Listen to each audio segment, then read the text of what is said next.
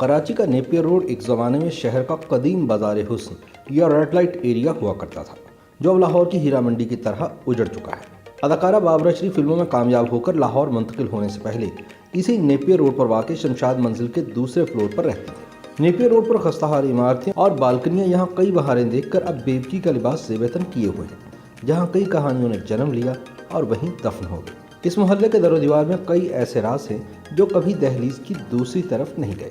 Napier road کے پرانے باشندوں کے مطابق یہاں کی مختلف عمارتوں میں معروف فلم اسٹار بابرہ شریف کے علاوہ فردوس، زیبا اور نجمہ بھی رہا کرتی تھی۔ اب تو یہ موچی بازار بنا ہوا ہے، نہ تو یہاں کوئی بائی رہی ہے اور نہ ہی کوئی خان صاحب۔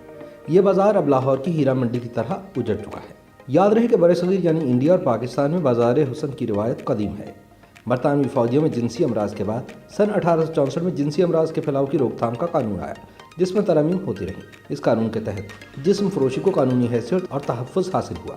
اس قانون کے تحت برطانیہ کے زیر انتظام انڈیا میں کنٹونمنٹ ایریاز میں مخصوص جگہوں پر ریڈ لائٹ ایریا یا قہوہ خانوں کے قیام کے اجازت نامے جاری کیے گئے۔ اس دھندے میں ملوث خواتین کے جسمانی معائنے اور پولیس کو کسی جسمانی بیماری کا شکار خواتین کی گرفتاری کا بھی اختیار دیا گیا۔ اس قانون کا مقصد برطانوی فوج کے سپاہیوں کو سہولت فراہم کرنا تھا، جو اپنے ملک سے دور دراز کے علاقوں میں تعینات تھے۔ ایک تحقیق کے مطابق سن 1910 میں انڈیا میں کنٹونمنٹ ایریاز میں مخصوص جگہوں پر ریڈ لائٹ ایریاز یا قہوہ خانوں میں 300 سے 350 یورپی خواتین بھی جسم فروشی کے کاروبار میں شریک تھیں۔ دہلی، کولکتہ، بمبئی، رنگون، لاہور اور کراچی میں وہ اپنے دلالوں کے ذریعے یہ کاروبار چلاتی تھی۔ جنگ عظیم اول اور دوم کے کراچی کی معیشت پر مثبت نتائج مرتب ہوئے اور یہاں پیسے کی ریل پہ ہوئی۔ کراچی ملکہ مشرق کی مصنفہ محمودہ رضویہ لکھتی ہیں کہ سن 1914 میں پہلی عالمی جنگ شروع ہوئی اور کراچی کو فوجی نقل و حرکت کا مرکز قرار دیا گیا۔ یہاں سے افواج خلیج فارس اور عراق میں آسانی سے پہنچ سکتی تھی۔ جنگ کے 4 برس کے دوران یہاں کے تاجروں نے لاکھوں روپے کمائے۔ اس دور میں راجستھان، ممبئی اور گوا سے سلاوٹ، پارسی اور گنز کمیونٹی کے لوگ یہاں نقل مکانی کر کے آئے اور یہاں کی معیشت میں مددگار ثابت ہوئے۔ سر چارلس نیپیر کی سربراہی میں تاج برطانیہ نے سندھ پر قبضہ کیا تو سندھ کا دارالحکومت حیدرآباد سے کراچی منتقل کر دیا گیا۔ اسی لیے بندر روڈ سے لی مارکیٹ تک کی سڑک ان کے نام نیپیر سے منسوب کر دی گئی، جو بعد میں ہیرا منڈی بن گئی۔ سوال یہ ہے کہ کراچی میونسپل کارپوریشن نے نیپیر روڈ کو ریڈ لائٹ ایریا کے لیے کیوں منتخب کیا؟ اس سوال کا جواب معروف کتاب اس دشت میں ایک شہر تھا کے مصنف اقبال رحمان مانڈویہ نے دیا ہے۔ وہ کہتے ہیں کہ اس بازار کے گاہک اکثر مسافر ہوتے تھے۔ یہ علاقہ بندرگاہ سے نزدیک تر ہونے کی بنا پر شپ کریو اور غیر ملکی مسافروں کے لیے پرکشش تھا۔ اسی طرح سٹی ریلوے اسٹیشن سے نزدیک تر ہونے کے بعد یہ علاقہ اندرون ملک کے مسافروں کے لیے بھی پسندیدہ تھا۔ لہٰذا تمام تر قانونی تحفظ کے ساتھ یہ بازار حسن میں ہندوستان میں قدیم زمانے سے فن، آداب اور روایات کے سائے تلے پروان چڑھا، جہاں رقص اور موسیقی کی دنیا پوری آب و تاب سے قائم ہوئی اور ساتھ قہوہ خانے بھی چلے۔ قیام پاکستان کے بعد نیپیر روڈ سمیت کئی بازار حسن نومولود اسلامی ریاست کو ورثے میں ملے۔ اقبال رحمان مانڈویہ لکھتے ہیں کہ کبھی ان حسن کی منڈیوں کی سرپرستی اس دور کے نواب اور راجہ کرتے تھے، مگر قیام پاکستان کے بعد جب نوابوں اور راجاؤں کی راجدھانیاں ختم ہو گئیں تو نیپیر روڈ کا علاقہ کراچی میں بننے والی فلموں کے لیے فنکار تیار کرنے کی نرسری بن گیا۔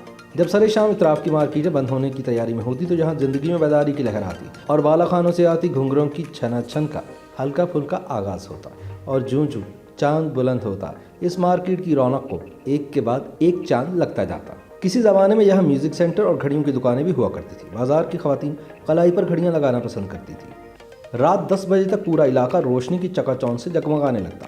ہار گجرے کی دکانیں اور ہاتھ میں مالا بیچتے لڑکے سب فعال ہو جاتے۔ یہ سارا تماشا روپے پیسے سے منسلک ہوتا، لہٰذا اس بازار کی ایک روایت بڑی دلچسپ ہے۔ مجرم میں جو بھی رقم نظر یا نچھاور کی جاتی وہ ہمیشہ نئے قرار نوٹ کی صورت میں ہوتی۔ جو یہاں کا مستقل شائق ہوتے وہ نئے قرار نوٹ کا انتظام کر کے آتے اور جو نہ کر پاتے ان کے لیے بازار میں ہی پھولوں اور گجرے والوں کے پاس نئے نوٹ دستیاب ہوتے۔ نیپیر روڈ کا یہ علاقہ نابالغوں کے علاوہ فورسز کے اہلکاروں کے لیے بھی ممنوع علاقہ تھا۔ کراچی کی تاریخ اور مقامات پر کتاب ایسا تھا میرا کراچی کے مصنف محمد سعید جاوید لکھتے ہیں کہ شام ڈھلے گلی کے باہر نمایاں جگہ پر ایک چھوٹا سا بورڈ رکھ دیا جاتا تھا جس پر آؤٹ آف باؤنڈ ایریا لکھا ہوتا تھا، جس کا مطلب عام فہم زبان میں یہ تھا کہ یہاں مسلح افواج کے علاوہ دوسرے سرکاری ملازمین کا داخلہ ممنوع ہے۔ البتہ وہاں سادہ لباس میں ہر وقت پھرتے ہوئے پولیس کے اہلکار ہر آنے جانے والے پر نظر رکھتے تھے۔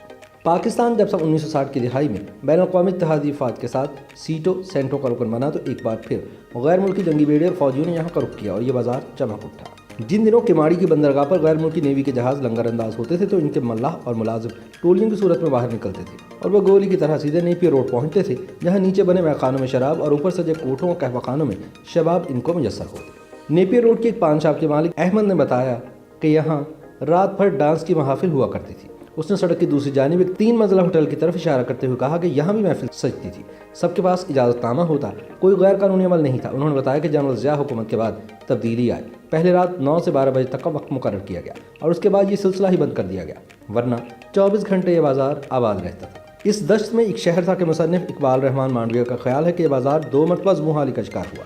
वो लिखते हैं कि जब कराची की फिल्म इंडस्ट्री खत्म हुई तो यहाँ इंडस्ट्री से रोज़ी रोटी कमाने वाले बहुत सारे ख़ानदान लाहौर मुंतकिल हो गए।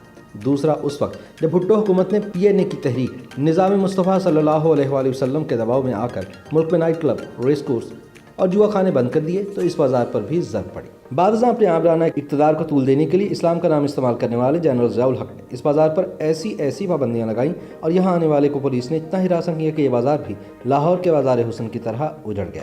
कहते हैं कि नेपियर रोड का आखिरी स्कैंडल सन 2000 में सामने आया था, जब फाखरा नामी एक लड़की पर तेज़ाब फेंका गया। इस मुकदमे में पंजाब के साबिक गवर्नर गुलाम मुस्तफ़ा खर के बेटे बिलाल खर को नामजद किया गया था, जिसने जमानत करवा ली थी, जबकि फाखरा की मुतादिद सर्जरीज की गई लेकिन उसका चेहरा ठीक नहीं हुआ और वाक़े के तकरीबन 10 बरस बाद अखबारात में उसकी खुदकुशी की खबर शाया हुई। नेपियर रोड पर निगार सैनमा चौक से अगले चौक पर इमाम बारगाह के करीब तबले की मरम्मत और फ़रोख्त करने वालों की दुकानें हैं, जिनमें से कई जानते तो बहुत कुछ है लेकिन बताना कुछ नहीं चाहते। वक़ार नामी तबला मिस्त्री का सिर्फ इतना कहना था कि अब वो महफिलें कहाँ, अब तो सिर्फ खप होती है। YouTube पर गूगली न्यूज देखने के लिए youtube.com की सर्च बार में गूगली न्यूज TV टाइप करें। गूगली न्यूज के पेज पर सुर्ख रंग के सब्सक्रिप्शन वाले बटन पर क्लिक करना ना भूलिए। YouTube पेज पर अपलोड होने वाली वीडियोस से बाखबर रहने के लिए बेल आइकन पर क्लिक कीजिए। आपको हर नई वीडियो के बारे में नोटिफिकेशन मौसूल हो जाएगा।